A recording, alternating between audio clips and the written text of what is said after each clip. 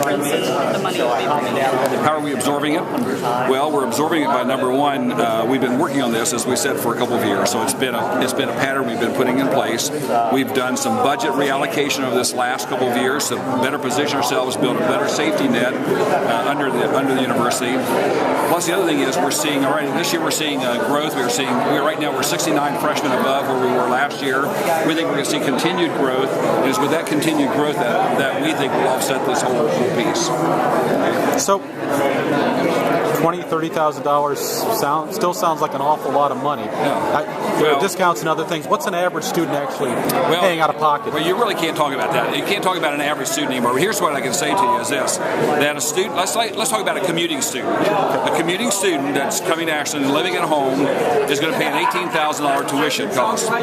If they're a top scholar, if they get the presidential award, they're going to get $11,000. If they qualify for Pell, they can get up to another $5,000. If they get any kind of outside scholarships, $1,000, $2,000, whatever, they get more than that. So literally, a lot of commuting students are going to be able to come to Ashland University worth just thousands of dollars. Yet look at the student that's coming in. That student coming in has been paying $40,000. We'll be paying this year almost $40,000 tuition, room and board, and fees. And if we didn't take an action, we were not sustainable. You can't sustain that because the parents can't afford it. So what we decided to do is for them, they're the same thing. They're going to be able to roll back the tuition. That means their Pell Grant, their state aid, any outside scholarship goes even farther because of the tuition reset. So that's the biggest thing there. So how do you compare them with other private colleges in Ohio and the Midwest now?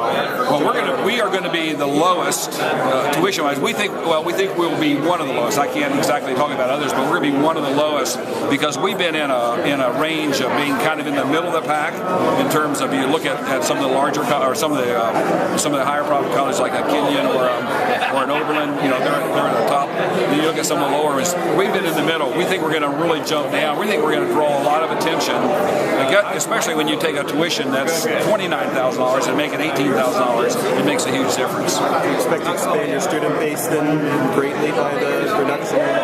Sorry again. Do you expect to expand your student base then? We expect growth will happen. Again, it's going to be limited growth. We're not going to just open the doors.